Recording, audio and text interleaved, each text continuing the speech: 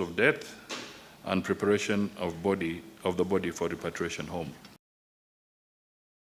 From the year 2022. Live broadcast brought to you by PBU in partnership with KBC. Good morning. Order number 1, administration of oath. Order number 2, communication from the chair. Order number 3, messages. Order number 4, petitions. Order number 5, papers. Order number 6, notices of motion. Order number 7, questions and statements.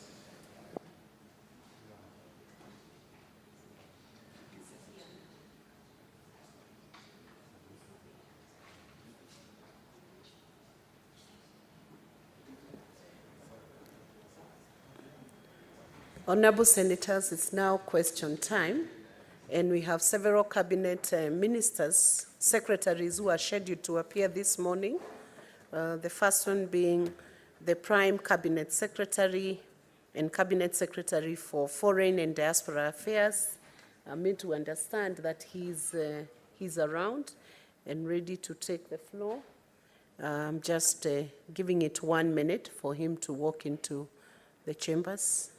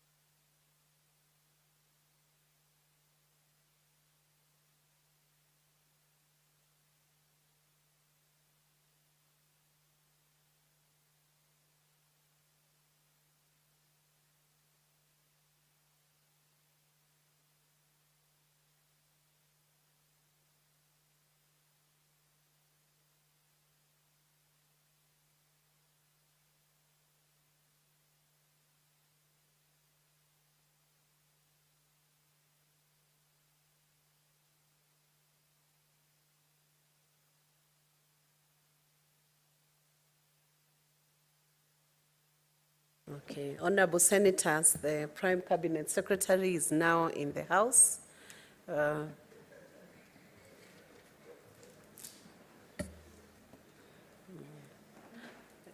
Prime Cabinet Secretary, Your Excellency Dr. Musalia Mudavadi, we want to take this opportunity to welcome you to the House The senators had sent a few questions for you to answer, and you have question number 37 and question number 40. The two questions have emanated from Dr. Boni Halware and Professor Tom Ojenda, Senator Professor Tom Ojenda.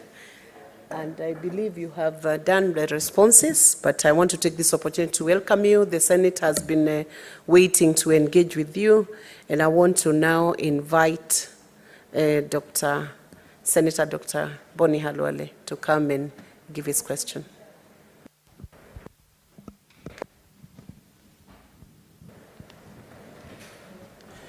Thank you, Madam Speaker. Madam Speaker, could the Cabinet Secretary disclose the number and identities of all Kenyans currently working in the Gulf states? B, how many Kenyans have lost their lives while working in the Gulf states from the year 2022 to date? And C, Madam Chair, what support does the government provide to families of Kenyans who die while overseas? And could the Cabinet Secretary explain any actions being taken by the government to facilitate the repatriation of the body of MS Mildred Busolo Lisanza, deceased, from Saudi Arabia to Malinya village in Kakamega County? I thank you. Prime Cabinet Secretary, it's your chance to answer to those questions. Thank you. Thank you, Madam Speaker. I don't know whether I'm audible. Yes, you are. Okay, thank you.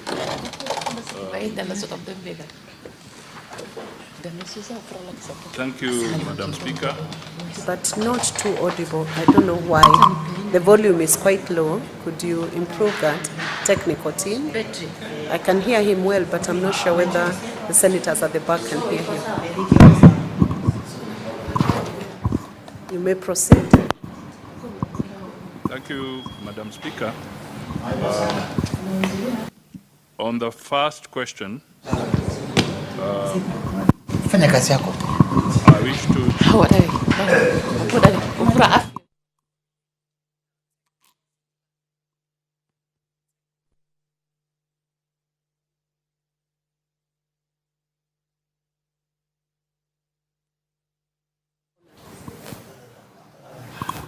Proceed, Honorable Cabinet Secretary. Thank you, Madam Speaker. I wish to state that there are thousands of Kenyans in the Gulf countries who are employed in various sectors.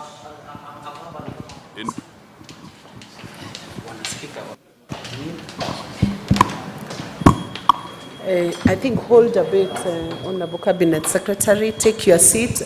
Technical team, we have a problem. We don't know where that mic is coming from. It's disrupting the proceedings. Can you clear the sound system? It's disrupting the proceedings.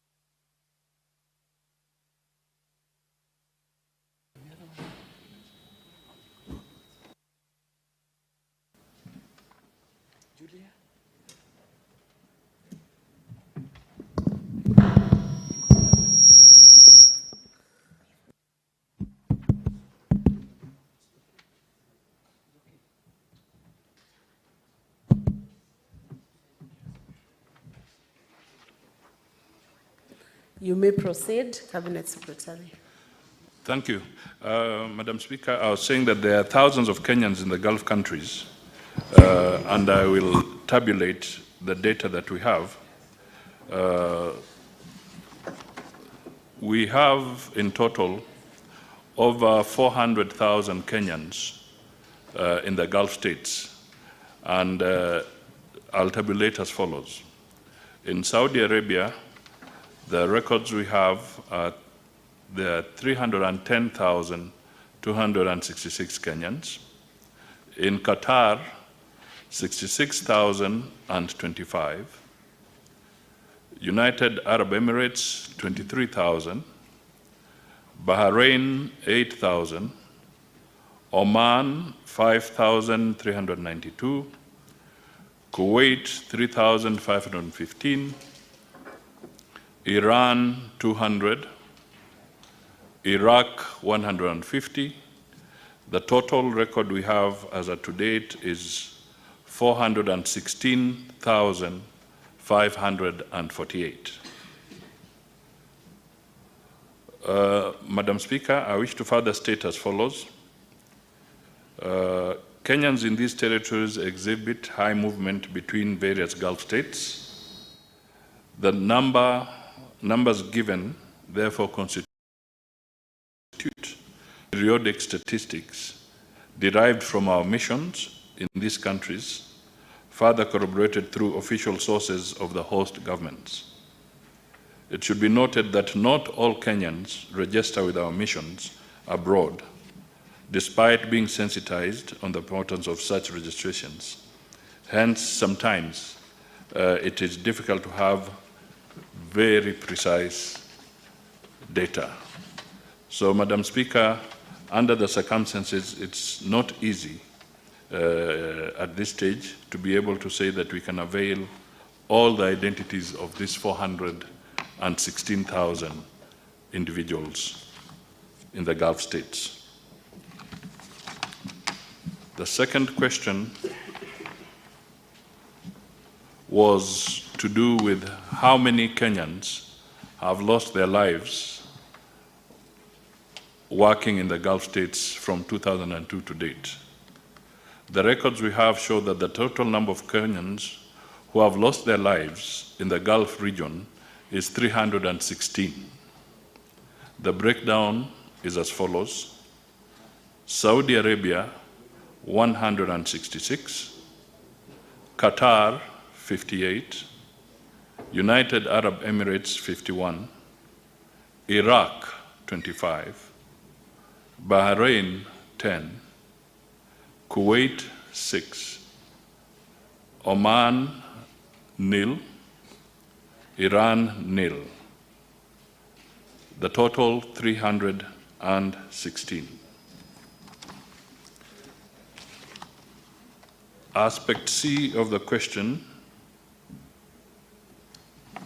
let me see if I'm going carefully.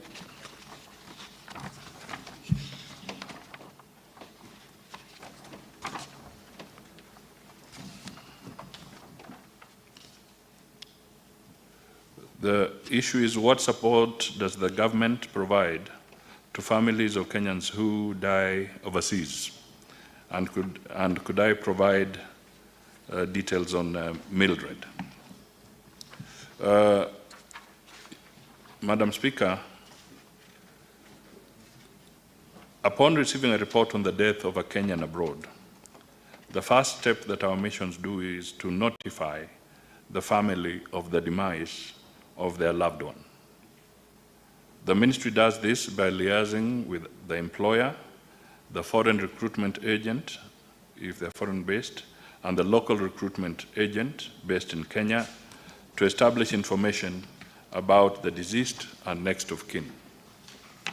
2, the ministry also has a robust counseling department that offers psychological support to family members, including managing of the information, assessment, counseling, preparation for travel for a family representative or family member, and coordination with family members to receive the body of the deceased. The ministry also establishes the migration status of the deceased where possible, coordinates with the employer, the government agencies, diaspora groupings, other stakeholders and the family while ensuring that the body of the deceased is well preserved ahead of repatriation back home. The ministry also follows up on the benefits and entitlements of the deceased person from their place of work in accordance with the applicable laws of the host country. Fifth, the mission facilitates obtaining of a post-mortem report to establish the cause of death and provides necessary documentation to facilitate the repatriation of the body back home. This includes issuing a no objection certification for the body to be transported to Kenya. The ministry also facilitates administrative procedures, including police investigations, if any, and a settlement of hospital and medical bills as appropriate. The ministry also coordinates with the deceased family on the arrival at the arrival port and date and facilitate to receiving of the body. Where the deceased is not employed or out of immigration status, the embassy liaises with the ministry to inform the family to enable them to make necessary arrangements, including sending a representative or a family member to facilitate repatriation of the body back home. Madam Speaker, there are limited resources available in terms of government support and facilitation for actual payment of bills of the deceased, as well as repatriation of mortal remains. However, in extreme cases and on a case-by-case basis, the ministry has invoked such support for extremely needy cases. For instance, in the case of Albania, there was medical evacuation, there was the death of an athlete in Mexico, and a student in Finland, where the ministry had to bear the costs. In many other cases, the ministry works and mobilizes the diaspora through associations to raise the necessary funds to facilitate repatriation. Madam Speaker, the final aspect that I wish to respond to is with regard to Madam Mildred Bosolo Licenza. We got information, she was reported to have died on 5th February 2024 inside Saudi Arabia.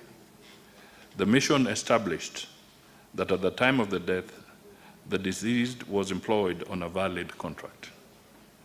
The mission, also through the recruitment agencies, established the contacts of the deceased's family and obtained a post-mortem report to establish cause of death and preparation of the body for repatriation home. The repatriation of the body took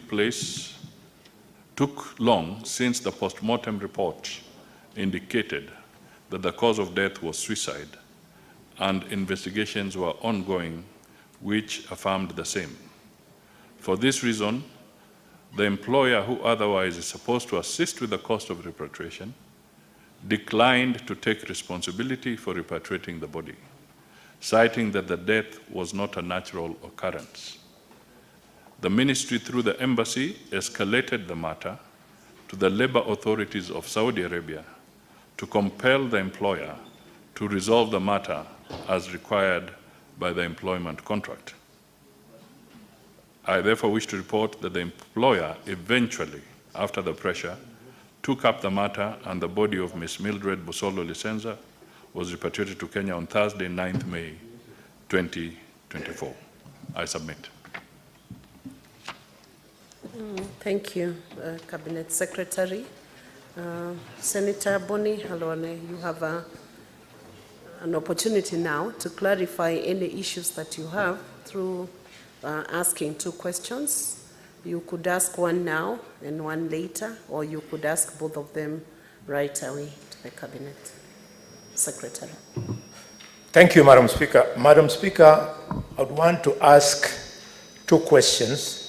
One now, then give colleagues an opportunity to raise their issues, then the second one at the end. The first one, Madam Speaker, It is the policy of the government, at least going by the pronouncements of the president on many occasions, that we try and assist as many youth as possible to get employment opportunities outside the country. Madam Speaker, is it not shocking that despite that policy,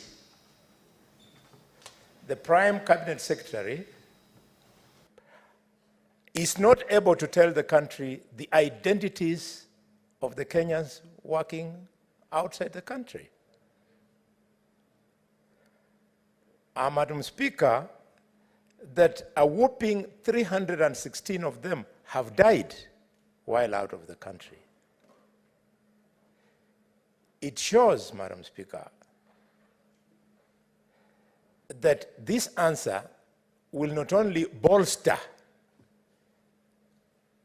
the employers who, in one way or the other, contribute to the death of these people, but also it will discourage parents from encourage. Yes, Speaker, I know where you're going. Senator, you do not know where I'm going, Senator Boni, because I have not indicated. Yes. I want you to phrase your question. What you're giving now are views or debating the matter. You I hear you. must phrase a clear, concise, precise question.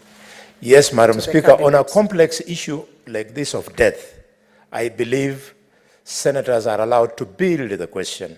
I was building the question, and let me leave it there. Let me not build it any further. We have 3 cabinet secretaries today coming to answer many questions of varied matters of national importance.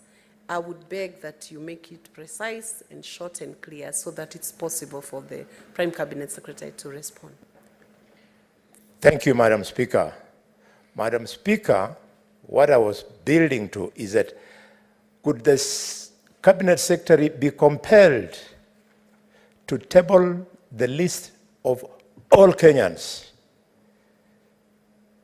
working in these Gulf states so that the parents and relatives can be reassured that the government is on top of things as far as their lives are concerned? Prime Cabinet Secretary, please respond.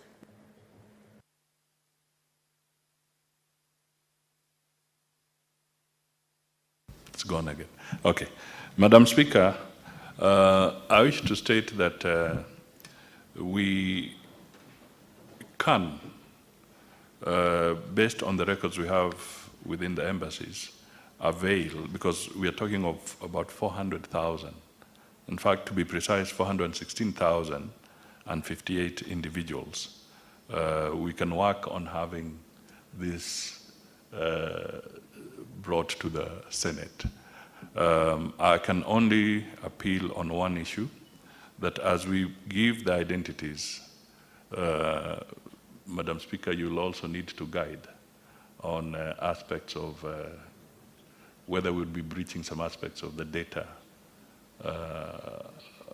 identity issues by tabling all the 400,000. That's the only question. But we are prepared to be able to give this list.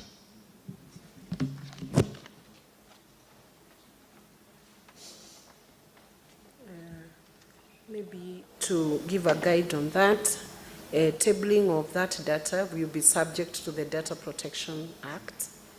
So the data may be tabled, but subject and compliance with the existing laws within those parameters so that the individuals are equally protected as that evidence is being given. And then it will be subject to release or examination to the senator who is requesting for it, not for public display, without the consent of the individuals who are working in the Gulf. Thank you.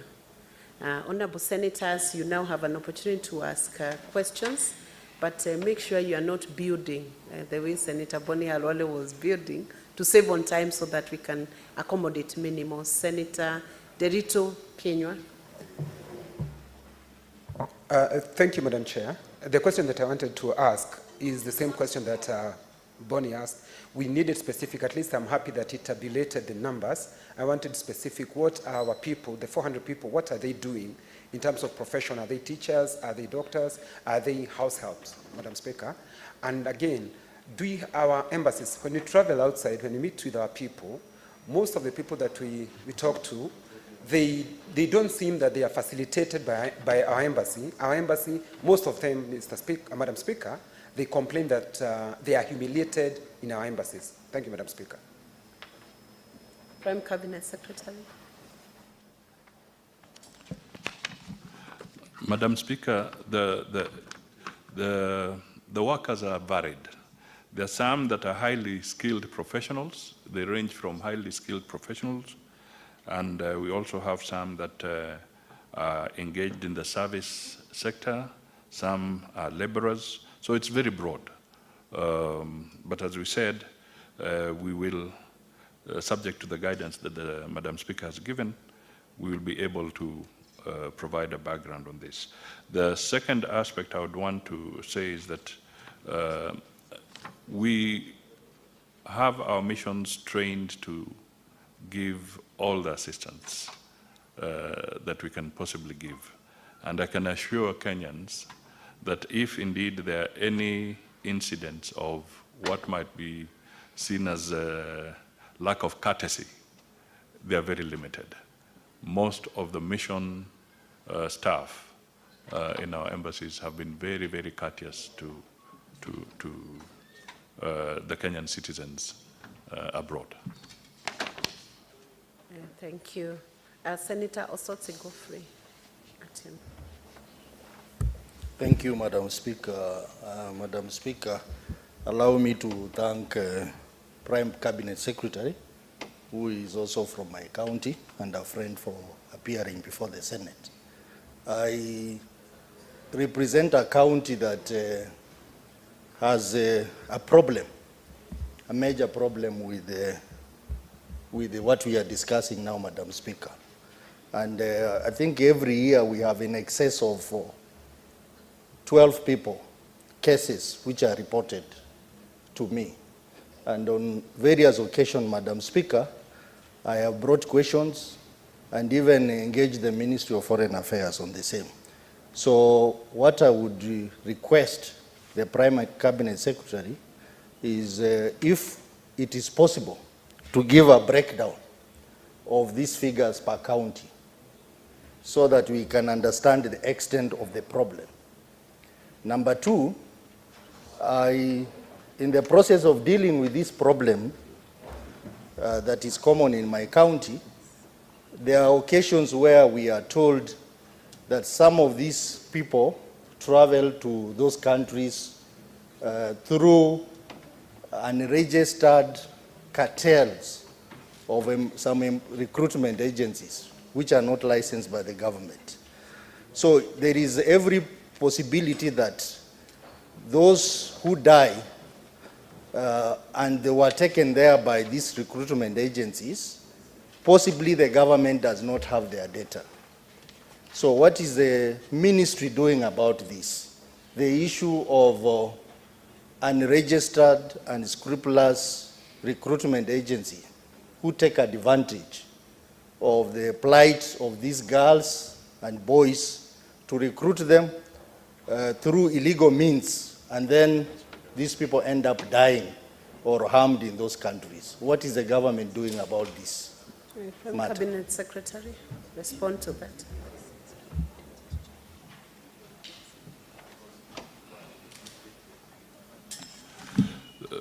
Thank you, Madam Speaker.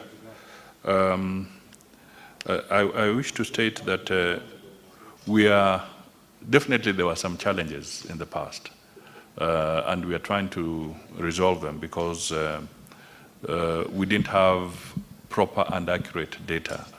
But I can assure the House and the nation that through the Department of Diaspora and also working with the Immigration Department, we are now establishing more accurate data of the Kenyans that are traveling to various countries, including the Gulf states.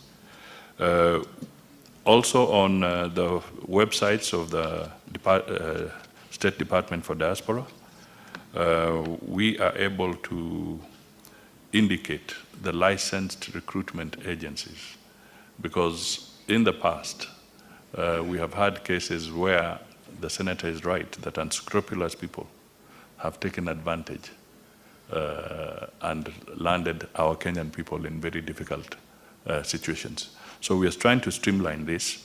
And in between, let me also just notify the Senate that we are also improving on our negotiation on what you'd call the labor or employment agreements with various countries.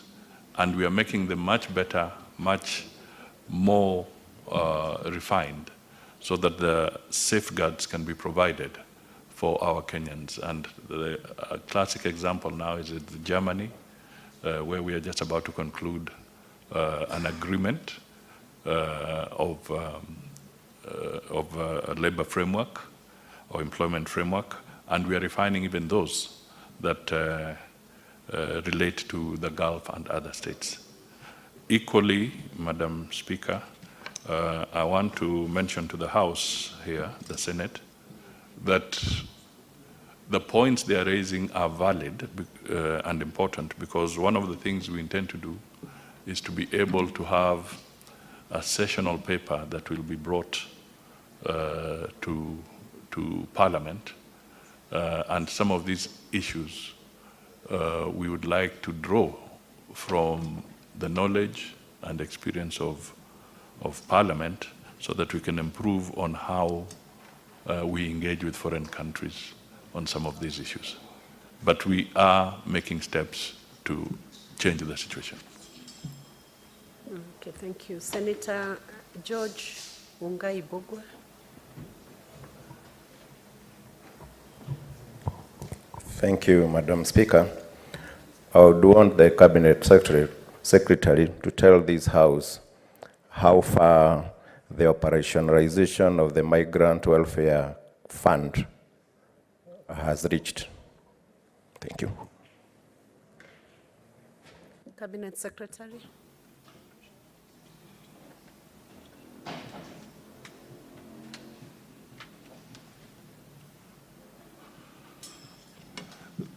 Madam Speaker, that is work in progress, because the labor migration bill is supposed to be debated and cleared by Parliament. So that is work in progress, and then we shall be able to establish how the fund shall operate. Senator Beatrice Akinyi Ogola. Thank you, Madam Speaker. I want to thank the Cabinet Secretary, the Prime Cabinet Secretary, for finding time to come for our questions, and probably to also guide fellow CSS that the questions we ask here are on behalf of the Kenyans that they are appointed to lead. My question to the Prime Cabinet Secretary is, Madam Speaker, why does it take the embassy sometimes a long time to respond to the distress calls of Kenyans, especially in the Gulf, taking into consideration, Madam Speaker, that the government is capable of tracing the details of Kenyans as they exit and as they enter those countries at the immigration points? Thank you. Cabinet Secretary.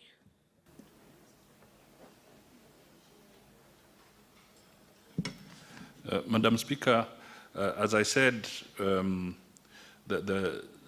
it's not as easy as it may appear sometimes, but our missions are making every effort, particularly in the Gulf, because sometimes our Kenyans don't then communicate. Once they have landed and they've gone to where they're going, they don't communicate, and we sometimes get to know only when they are in a state of distress. So these are some of the things we are hoping to overcome as we establish better data and better communication networks. But I want to assure the honorable member that we will not tire. We'll want to do the best we can to support our citizens wherever they are. Senator Adan Dulo Fatuma. Chair, let me welcome CS to this house. I think part of the issues I wanted to raise has been raised by Senator Osotsi, and CS has tried to assist. My problem is with the agencies, because most of them actually, they are not genuine. They are not also giving proper information. And I think as a ministry, you need to regulate them properly. Number two, Chair, if the credible agencies can be cascaded to the county level, so that those who are at the county level can be able to identify, because that particular area provides employment to our people. So if it can be cascaded to the county level so that they can know who are credible and they can apply through them or get employment, it will be better. I thank you. Prime Cabinet Secretary. Madam Speaker, first of all the agencies that are registered are available on the NEA website. That is the National Employment Agency website. And this information is also shared with the NGAO. This is how we cascade it through the county commissioners all the way, so that this information is available at the district and county offices as well. But one thing that remains is that through this National Employment Agency, there are regulations, and we are trying to weed out all the entities that do not fit the bill, that are not fit for purpose. So this is an ongoing process, and we are also ready to receive any further ideas on how we can tighten the noose around the bad elements from this House and other Kenyans.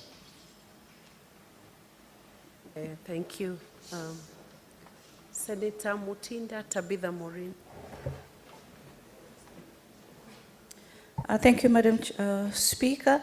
Let me start appreciating the Prime Cabinet Secretary for the good job that we've been doing as far as digital literacy is concerned through ICDL. I take this opportunity to appreciate you. Also, just to inform you that I'm the owner of the Labor Migration Management Bill that you've just mentioned. It's my bill, and we can be able to work together to sort these issues. Two questions that I have. What MOUs currently do you have in your office with the Gulf countries where our people are working? And are there any rescue centers in these particular regions? Thank you, Madam Chair. Nabu Cabinet Secretary.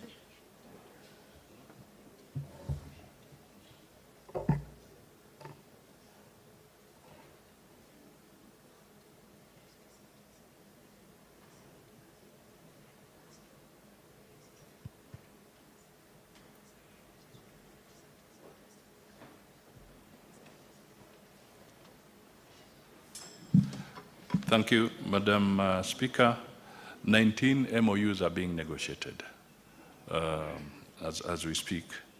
We are quite advanced with Qatar, United Arab Emirates, Saudi, and we have a few rescue centers.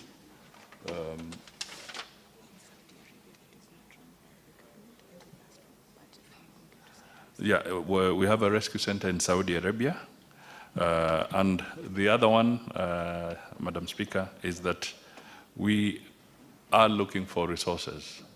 And this is a conversation we have had with the budget committees of Parliament to be able to obtain resources so that we can put up more rescue centers. That is one of the biggest challenges that we face. But once we have sufficient resources, we shall roll out a few rescue centers. Thank you. Senator Mogeni Eric Okongo. Thank you, Madam Speaker.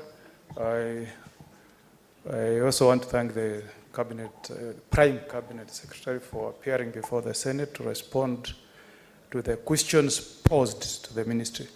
Madam Speaker, I want to ride on the questions that was asked by Senator Alwali and ask a supplementary question. And I want to make a disclosure that I did raise this matter before the Prime Cabinet Secretary, so he's aware, and I thank him for having accepted to receive me when I went to raise this question. The case of Joshua Mankone Amenya, held up in Somaliland. Could the Prime Cabinet Secretary give us an update whether there has been any progress to secure the freedom of this Kenyan held in Somaliland? And two, just a clarification on the response by the CS. He says that Kenyans are attracted to work in the Gulf states because those countries provide high economic prospects for Kenyans. Could the CS kindly give us a breakdown on earnings for Kenyans who work in the construction industry, agricultural industry, and the domestic workers? How much do they earn in those countries? Thank you. Prime Cabinet Secretary, can you respond to that? Thank you, Madam Speaker.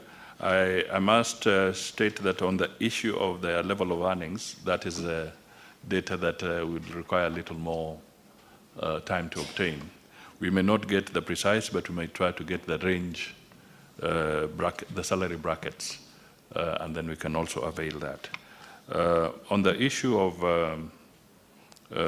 Joshua Makone Amenya, I wish to state that indeed it is true that the Honorable Senator did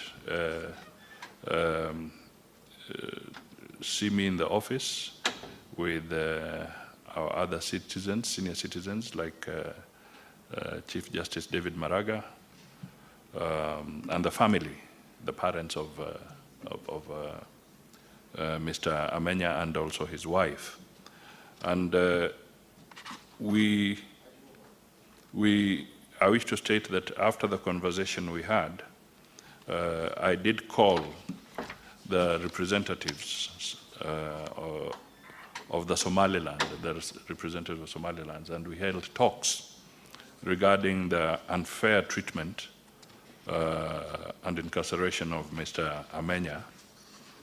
And they then said that they would be going back to their headquarters, revert to the headquarters and come back with an updated position.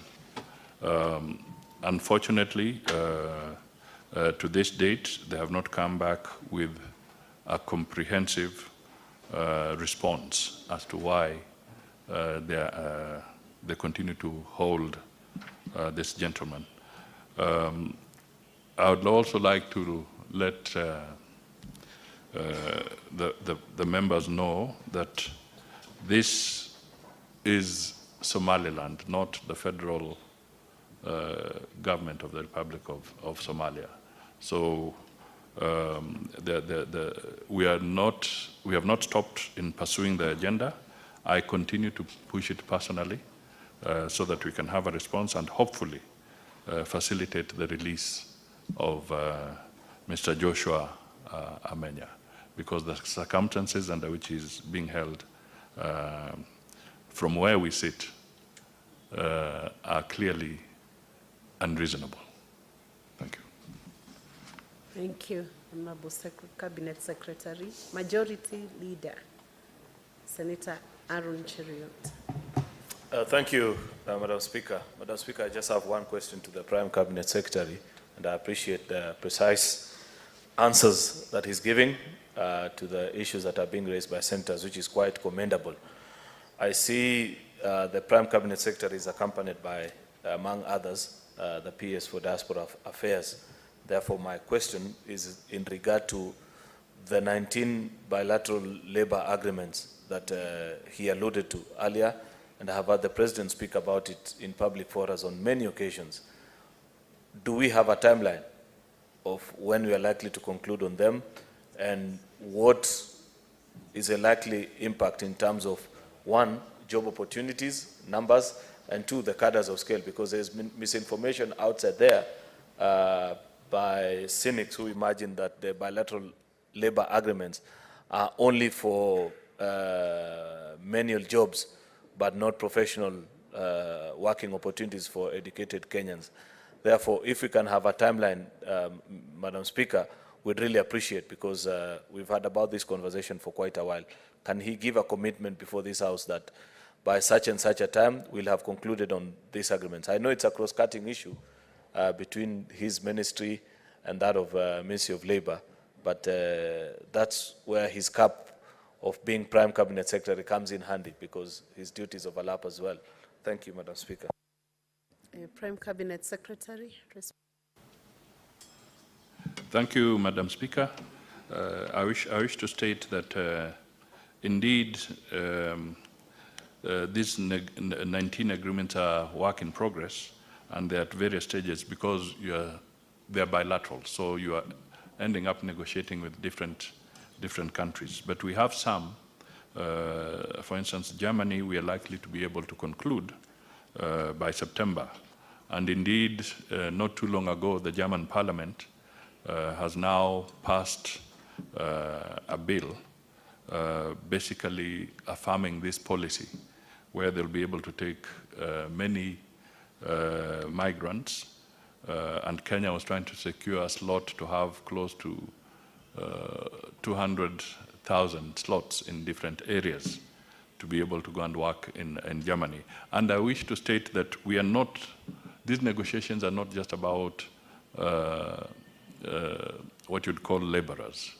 We have a skills policy that is being worked on so that we can have even doctors, we can have other technicians, teachers, and other people who are qualified and skilled in different areas to be able to also benefit from this arrangement. In the case of the United Arab Emirates, for instance, we have more or less concluded a CEPA. This is a comprehensive economic partnership agreement. And part of the issues that we are alluding to are also now embedded in that agreement. So there is progress, but I would like to assure the members that each country has its own issues, and we try to navigate on a bilateral basis with those individual countries. And, but we're making good progress, and we will try to accelerate where possible. Thank you. Senator Onyonka Richard Momwem.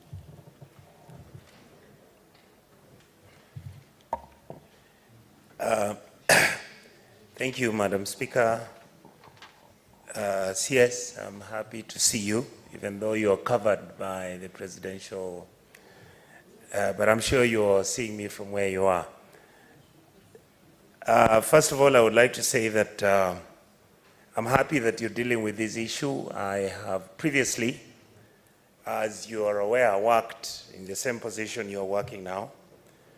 And one thing that has shocked me, Madam Speaker, is that the things that we were talking 10 years ago, it looks like nothing actually did happen. So I would like to ask the Minister to tell me that out of all the bilateral labor agreements that you've signed with the countries that you've signed, the question I wanted to ask you is whether you are proactively, and if indeed, as you say, that these agreements are going to deliver some fruits, whether you are proactively engaging yourself in preparation to make it possible that when these people are able, our people are able to go and get these jobs, they could be handled and managed in settling in and what needs to be done, and whether the Minister is aware that the reason why the labor contracting agreements in our country and the reason why our people keep suffering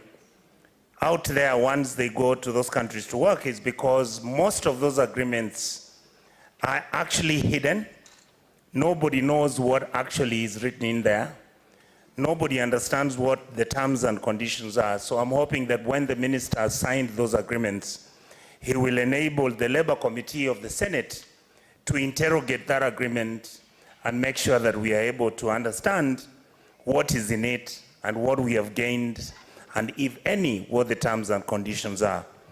Madam Speaker, the last issue, which is a continuum of the same question I'm asking, is that I don't know whether the CS is aware that if you look at social media, somebody came and posted where they say that they are currently in the US, in Iowa, and out of the 400 people who are now Kenyans who are working in Iowa, this gentleman realized that all the 400 come from one given Kenyan community.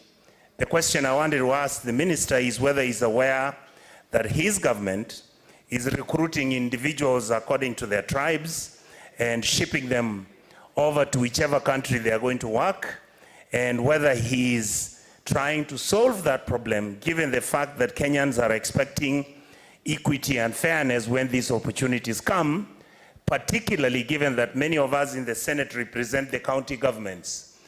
Can the minister promise this House that when those positions come out and they're going to be distributed to Kenyans, particularly those ones that are targeting certain areas, that all our 47 counties are going to be included, and they will also get the small cake of whatever that the government is trying to bake? Thank you, Madam Speaker. Prime Cabinet Secretary. Thank you, Madam Speaker. First of all, I want to state that one of the things we want to pursue in government, and even in the Ministry of Foreign Affairs, is an open government policy. By open government policy means that we do not intend to hide any information. We want to share information with Kenyans. They're entitled to it. And therefore, when we conclude any MOUs, they shall not be hidden. They shall be made available to the relevant committees of Parliament. And as I said, Madam Speaker, is that one of the things we are also planning to do, to bring before Parliament, is a sessional paper to have our members deliberate and guide appropriately on Kenya's foreign policy, foreign and diaspora policy. Because all along, this has been confined to the executive, documents are confined to the executive. We want, for the first time, a comprehensive discussion on Kenya's foreign policy. And some of these issues, I'm sure, we will benefit. That document will benefit immensely, or be enriched immensely from the wisdom of Parliament. The second thing that I want to emphasize is that these recruitments have been largely private sector driven. They have not been government driven, but the government will not entertain an ethnic driven arrangement when getting people opportunities outside the country. Madam Speaker, some issues are historical, and we all know them. For instance, and my brother, the senator, is very versed in this. He knows that if you went to Minnesota today in the United States, because of historical purposes, you're likely to find a certain inclination of Kenyans, because there were those who broke the ground in that area, and they tend to then invite more and more to come. If you went to LA and Atlanta, you'll also find a similar pattern. So there are some aspects that were there because the pioneering Kenyans who went there earlier laid ground for a number of other Kenyans to join them. So it is not a deliberate policy of government to pursue that. But thank you for highlighting that, so that as we reflect on these opportunities, we remain national in outlook. Thank you. Thank you, Honorable Cabinet Secretary. Senator Ekomwa James Lomenen. Thank you, Madam Speaker. I would want to ask this question to the Prime Minister. Is the Prime Minister aware of the Ethiopian military who have infiltrated a place called Anona in Sololo sub-county in Marsabit? Senator Lomenen, you know there is a cardinal principle. When you are asking for questions, there must be an offshoot of the primary, the principal question that brought the Cabinet Secretary here. Is your supplementary question in line with that policy? Yes. How? In infiltration of Ethiopian military in Sololo sub-county in Marsabit. I would guide you to phrase that question to the Prime Cabinet Secretary to come and substantively respond to such a crucial and important question. It does not emanate from the data he's dealing with, those Kenyans working in the Gulf. The original question, consult Senator Halwale. He will give you the primary question that was asked. Thank you. Okay, thank you. Senator Mwinyi Haji Mohamed Faki. Asante Speaker kwa kunipa fursa hii. Kwanza nimpongeze waziri kwa taarifa aliyotoa. Mheshimiwa Speaker, niko na swali moja ambalo limegawanyika pande mbili. Kwanza, je, serikali inajua kwamba Mkenya kwa jina la Stephen Bertrand Munyako, passport number A353019, kwa sasa yuko Saudi Arabia na anatarajiwa kunyongwa ama kuuawa kupitia kwa hukumu ya kifo mnamo tarehe 26 mwezi huu wa 7. Na ni jambo gani ambalo serikali ya Kenya inafanya kuhakikisha kwamba maisha ya Mkenya huyo ambaye alikuwa ameshtakiwa na makosa ya kuua bila kukusudia yameweza kuokolewa, na vile vile pia kurudi Kenya kujiunga na familia yake ikiwa mama yake na pamoja na Wakenya wengine. Mheshimiwa Speaker, swala la pili ni kuhusiana na Mkenya mwingine kwa jina Nixon Daudi Mwango ambaye alihukumiwa na kwa sasa ameachiliwa, lakini bado yuko katika jela ya mjini Riyadh, Saudi Arabia, kwa makosa ambayo pia mahakama haikumpata na hatia, lakini anatarajiwa kurudi kurejeshwa nyumbani kwa sababu ya kumaliza kesi hiyo. Na mwisho, Mheshimiwa Speaker, you should only ask 2 questions maximum. Zinalingana, Mheshimiwa Speaker.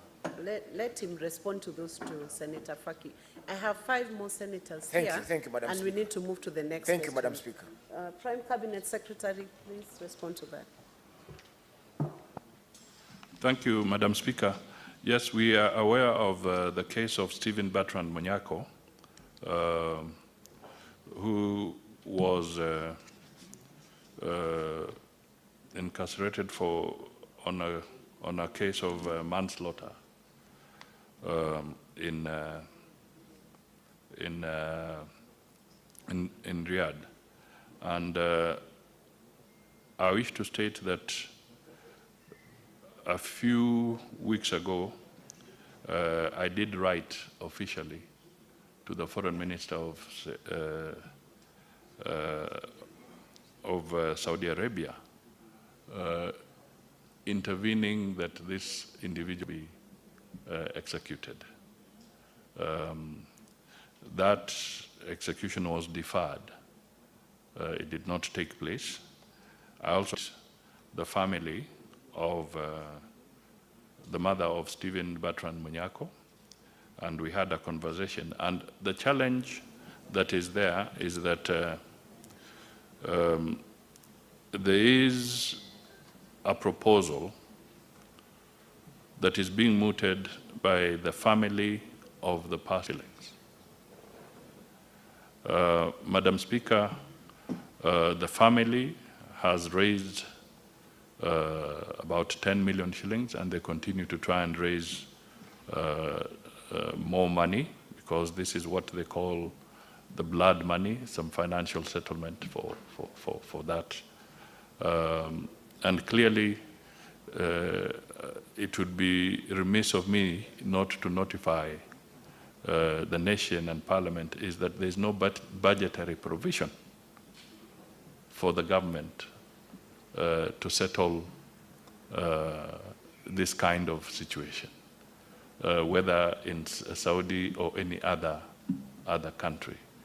But the ministry and the government is doing what it can to see if this matter can be resolved differently, and perhaps if the family that lost their individual can perhaps climb down from the high level of 150 million Kenya shillings so that this case can be resolved. So it is work in progress. It's a conversation that is ongoing.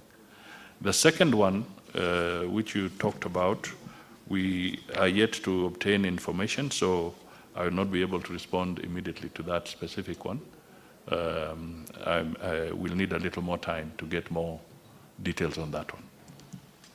Thank you, Honorable Prime Cabinet Secretary. Yes, you can get more time to supply that answer because it's specific.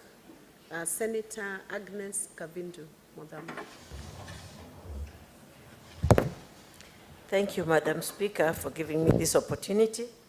Let me first of all start by congratulating the Cabinet Secretary for making time to appear before the Senate from his very busy schedule. Mine is just a concern about our ladies, our girls who go to Saudi to work, because I've interacted with many of them who have managed to come back after much suffering, that their passports are taken by the bosses who they go to work for and kept there.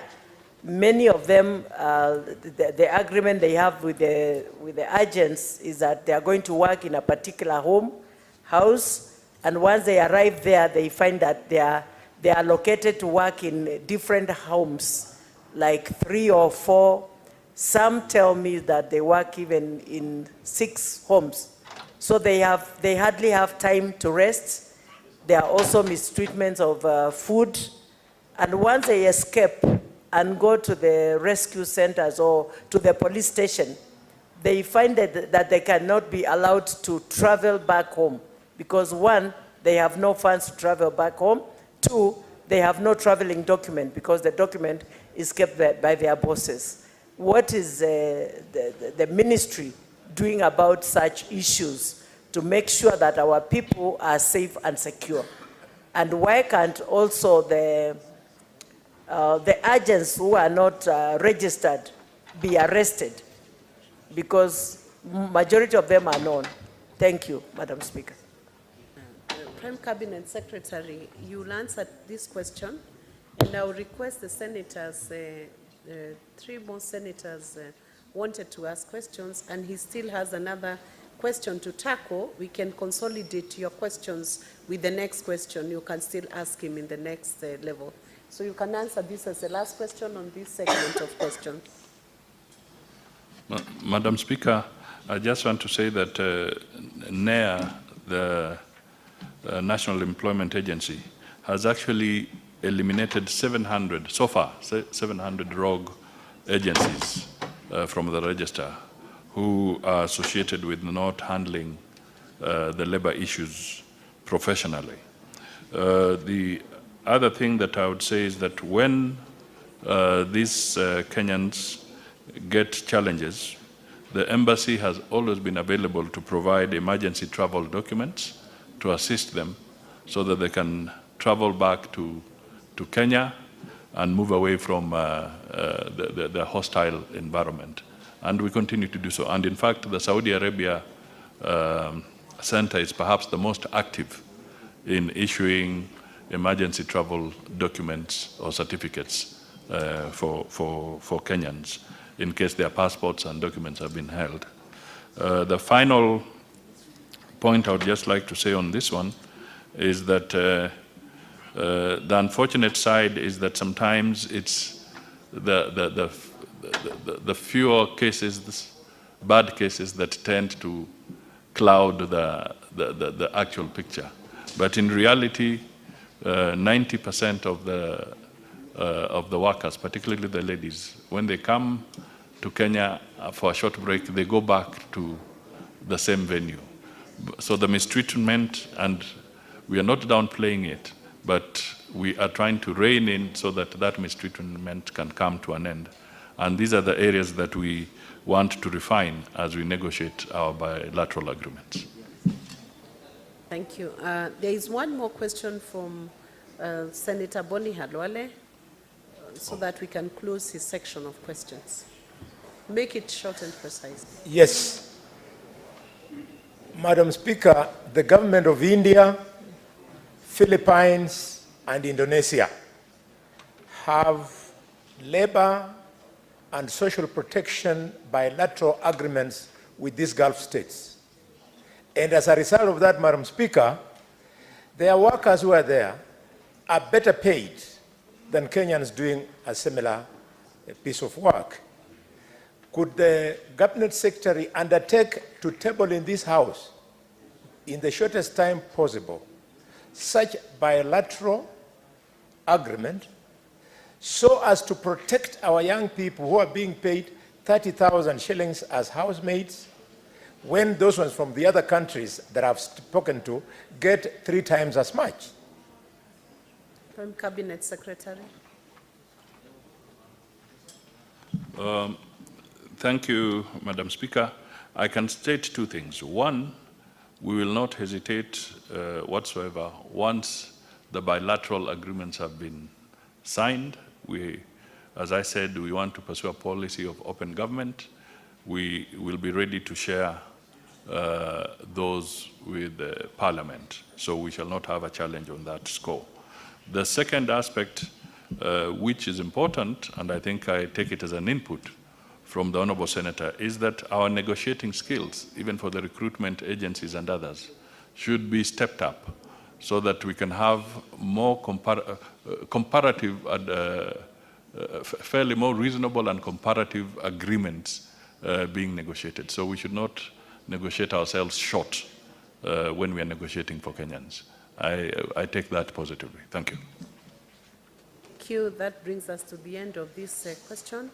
I now call upon the Senator for Kisumu County, Senator Professor Tom Ojienda, to take up and ask the question he had brought, question number 040. Thank you, Madam Speaker. Question number 040, addressed to the Prime Cabinet Secretary and Cabinet Secretary for Foreign and Diaspora Affairs, is in 4 parts, Madam Speaker. Could the Cabinet Secretary outline the obligations of the government to Kenyans in the diaspora who face arrest, detention, and deportation, and highlight any diplomatic agreements entered into with other countries on the applicable protocols? Part B, what protocols has the government of Kenya established for readmitting deportees into the country? And could the Cabinet Secretary provide a list of Kenyans deported back to the country since 2010, stating reasons for each case where a deportee was refused admission? Thirdly, how does the Ministry of Foreign and Diaspora Affairs handle complaints and reports of human rights violations against Kenyans in the diaspora before, in the course of, and after detention and deportation? And could the Cabinet Secretary disclose the number of Kenyans who have died in detention, and also provide details of all court cases initiated by Kenyans regarding such? Lastly, what measures has the government put in place to safeguard dependents and property left behind by deportees? And could the CS also explain the initiatives taken by government to facilitate the integration process for the deportees? Thank you, Madam Speaker. Prime Cabinet Secretary.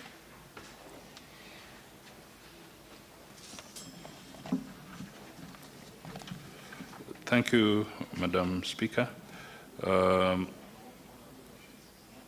The first aspect is I would like to inform the House that consular officers at our missions abroad normally visit Kenyans in distress in the host countries, such as those in hospitals, detention centers, or prisons. They offer assistance that includes issuance of emergency travel documents to Kenyans in the diaspora at home who may be in distress and want to voluntarily return.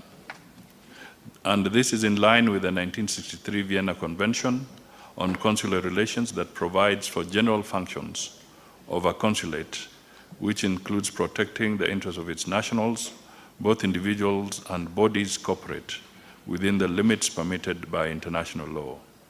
The consular functions listed in Article 5 include issuing passports and travel documents to nationals of the sending state and assistance in succession matters. Further, Madam Speaker, Article 36 of the Convention confers the following rights to a consular officer. Right to receive information regarding the arrest of nationals of sending states, the right to communicate with the arrested person and vice versa, that of the arrested national to communicate with the officials of the sending state, in this case our mission staff. There's also the right to visit the national of the sending state if in custody or detention to arrange for legal representation. And D, there's the right to respect the wish of the arrested national, including not to take any action expressly or on behalf of the national. However, these rights can only be exercised in conformity with the laws and regulations of the receiving state. I also wish to state that the Kenya Citizenship and Immigration Act, Cap 170 of the laws of Kenya, provides for issuance of emergency travel documents for Kenyans facing deportation and sets out conditions when someone can be denied entry. Madam Speaker, I would want to point out that so far, Kenya has entered into an agreement with South Africa regarding the return of nationals, refused entry and illegal entrance, which was signed on 23rd November 2022. Under this agreement, it is the responsibility of each country to verify the nationality of the deportees and, where necessary, grant them necessary travel documents. The agreement is, however, subject to the respective domestic laws and international instruments, including the 1969 OAU Convention governing specific problems of refugees in Africa. With regard to protocols readmitting deportees, the Citizenship and Immigration Act sets out the criteria or protocol for admission of such persons into the country. This includes the issuance of travel documents, verification of identity, confirmation of citizenship, right of entry and residence, among others. To this end, immigration officers along the points of entry and exit usually confirm that the person being returned is a Kenyan national before admitting him or her into the country. With regard to the second part of the question, requesting that I provide a list of Kenyans deported back to the country since 2010, stating reasons for each case where deportees were refused, I state as follows.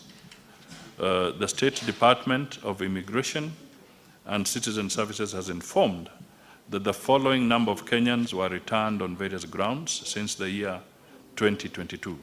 We were not able to have information dating back to 2010.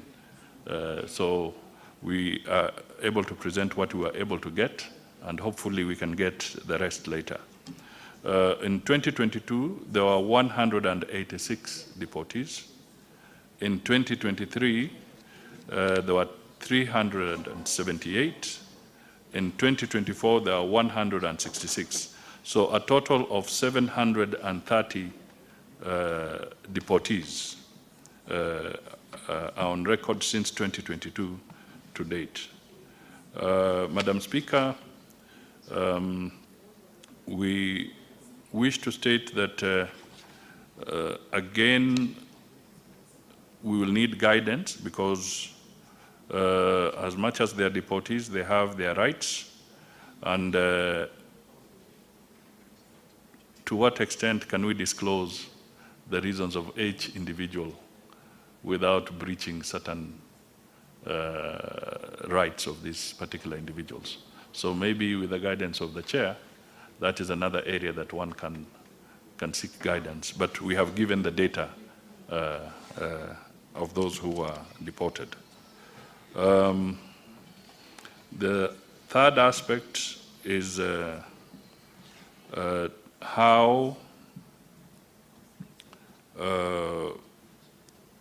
does the Ministry of Foreign Affairs handle complaints and reports of human rights?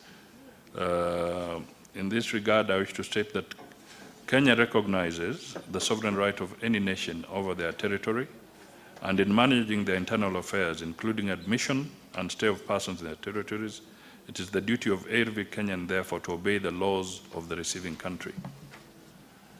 The protection of human rights is governed by the international human rights laws, which include the Universal Declaration of Human Rights, the International Convention on Civil and Political Rights, and the International Covenant on Economic, Social, and Cultural Rights, and the International Convention against Torture and Inhuman, Cruel, or Degrading Punishment, among others. The exercise of powers over nationals of another state thus should be within the confines of international law. The ministry receives sufficient reason, when the ministry receives sufficient reason to believe that the rights of a Kenyan national could have been violated, the following are some of the measures we take. A consular officer undertakes a visit to the affected person to provide a report on the circumstances surrounding the matter. The ministry may also consider dispatching a diplomatic note to the concerned state's mission requesting to be furnished with information regarding the circumstances surrounding such violations. Where the evidence is overwhelming and no response is received from the host state, the ministry may issue a demarche where the highest ranking diplomatic representative, ambassador or high commissioner or charge d'affaires is summoned by the Ministry of Foreign and Diaspora Affairs and issued with a protest note requesting action. Similar action is undertaken through the Kenya mission in the capital of the country in question, where our ambassador or high commissioner or charge d'affaires presents the displeasure of the Kenyan government on the same and delivers a protest note. The ministry may also consider dispatching a special envoy or other high-ranking official from the capital to appeal or intervene with the host state.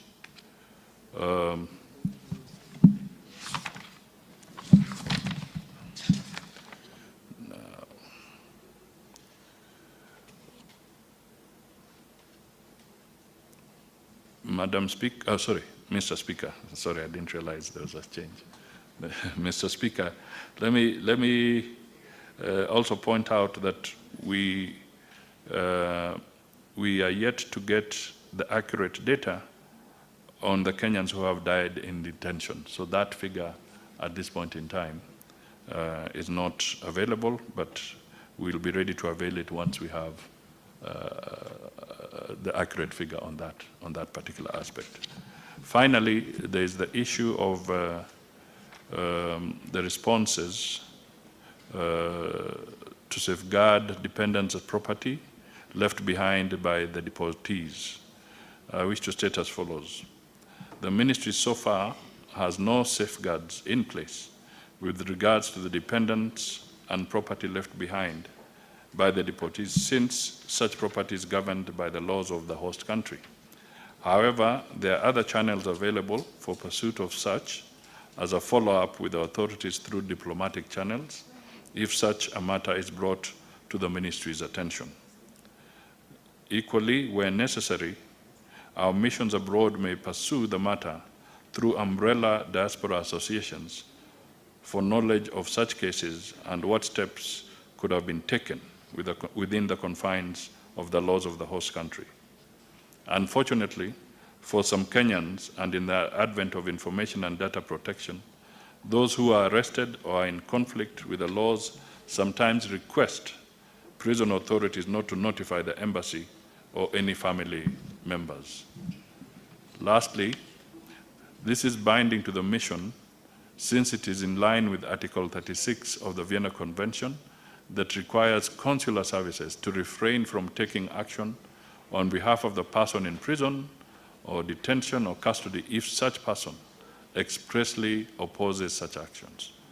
The deportees, once verified to be Kenyan citizens, are released back into the country unconditionally. Thank you. Thank you, Prime Cabinet Secretary. Senator Ojenda, one supplementary question, if you have, because we really don't have time. We're running out of time.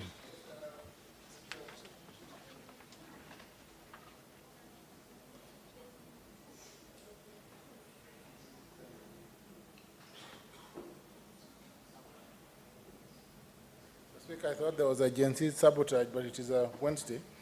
Mr. Speaker, I am satisfied with the responses by the Prime Cabinet Secretary, and as a student of international law and diplomacy, I will reach out to the CS to clarify some of the data that he has alluded to.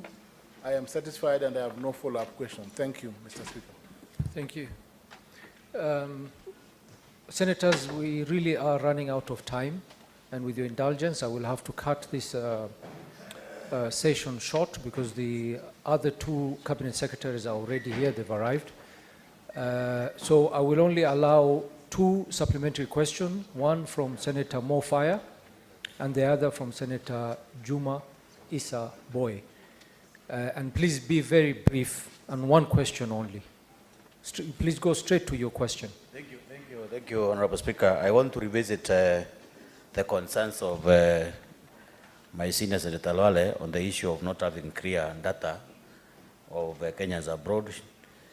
I mean, should not arise because our immigration department that clear people to travel at the airport should have the data. Honorable Cabinet Secretary, do you collaborate with the sister ministry for that matter, the immigration department, so that maybe you can share those data? Thank you, Senator. Senator Issa Juma Boy. Asante sana Mheshimiwa Spika. Swali langu nataka kurudia tena kuhusu wafanyaji kazi ambao wanafanya kazi Arabuni, Saudia. Mheshimiwa Waziri, hapa mimi kama senator wa jimbo la kaunti ya Kwale, kuna shida kubwa sana katika kaunti yangu. Kwa sababu wafanyaji kazi ambao wanafanya kazi kule Saudia, kila baada ya miezi miwili, miezi mitatu, Mheshimiwa Waziri, utakuta kwamba kuna maiti yanakuja Kwale. I'm telling you. Juzi miezi miwili iliyopita kuna mwanamke mmoja kwa jina Senator, yes, nilitoa agizo kwamba uende moja kwa moja kwa swali lako. Ndio hilo naenda. Uliza swali. Unajua Mheshimiwa Speaker, hadithi mingi hatutaki, uliza swali. Unajua saa nyingine mtoto mdogo ataka kuzungumza aseme baba anaanza kidogo dogo ndo ataongea. Uliza swali tafadhali Senator. Asante uliza swali. Asante. Sasa Mheshimiwa Speaker, kuna dada yetu mmoja kwa jina la Zuhura Swaleh Mwabege. Zuhura Swaleh Mwabege alikuwa akifanya kazi Saudia, aliuawa mwaka jana mwezi wa Disemba. Huyu dada kwao ni Magaoni, sub county ya Msambweni. Aliuliwa na mpaka saa hii familia yake haijapata kwa nini aliuliwa. Embassy yetu ya kule, Mheshimiwa Waziri, mimi nakemea sana, si kama kwa ubaya. Hii embassy yetu ambayo iko Saudia, tunataka iamke ifanye kazi. Hawa watu wanaofanya kazi kule wanakufa, wakiletwa hapa hakuna sababu wanaambiwa mtu amekufa kwa nini. Na embassy yetu iko kule kuwakilisha watu wetu. Faida ya kuwa na embassy kule ni nini? Mpaka sisi viongozi tupige kelele, tupige masimu, tuulize ndio maiti ziletwe. Mheshimiwa Waziri, nakemea sana embassy yetu. Na kama nasema urongo, waseneta wenzangu watasema kweli. Ni kweli si kweli watasema Mheshimiwa. Wanakufa na hatupati sababu kwa nini. Sasa hii huyo mama amefariki ni mwezi wa 4. Familia yake mpaka leo hajajua aliuliwa kwa namna gani. Maiti ililetwa mwezi wa 3 tukazika huko nyumbani. Na sio moja Mheshimiwa Waziri, wengi sana wamekufa. Wengi sana. Si Kwale peke yake. Karibu Kenya nzima wanakufa Saudia na embassy haitoi sababu kwamba huyu mtu amekufa kwa lengo gani? Ameuliwa kwa nini? Wao ni kimya tu. Ukiwauliza embassy hakuna sababu yote Mheshimiwa Waziri. Tunasema embassy iamke ifanye kazi. Mtu akifa walete maiti watuambie amekufa kwa sababu gani. Asante sana Mheshimiwa Waziri. Asante Senator. Cabinet Secretary. If you could please respond to the two questions briefly. Thank you. I think let me say that we are not perfect, and the embassies may not have been perfect, but I believe I can be able to obtain information around Zuhura Swale and be able to share it even with the family, so that this matter can be put to rest. I also want to state that not all, I'm not talking about Zura anymore, that is separate, but some of the people who pass away in these countries, as we get the postmortem reports, not all of them are usually about murder, or some are actually normal aspects that come, cardiac arrest, some are afflicted by terminal diseases like cancer, and they're hit, and they end up dying in that place. So we can get a raft of this. But where, of course, it is foul play or it is suspected to be foul play, we always insist on investigations and also post-mortem reports to establish the nature. In Saudi Arabia, we have also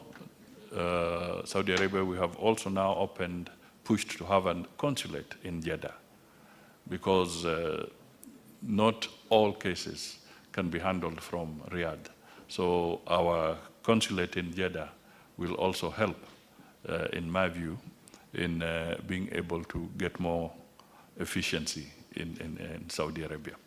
On the issue of the data, I wish to reiterate that we did make a commitment that we are available, subject to guidance from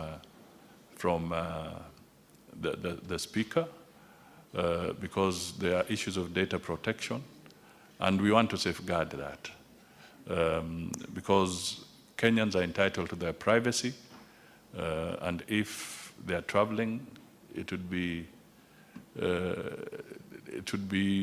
unfair for me to just table names and say so-and-so, the son of Mudavadi, the son of so-and-so has traveled, and you're making it public without recognizing that they are entitled to their privacy. So we need to be careful as to how we release this information.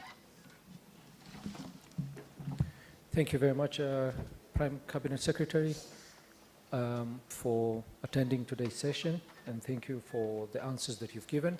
At this point, I think we are going to give you leave, and maybe just to mention that we should continue these types of interaction. The questions that are brought, the issues that are brought up to the Senate are usually issues from the public, and they usually demand for these answers. So we hope that we'll have more interaction with you in the future. Thank you very much. And we wish you all the best in your duty.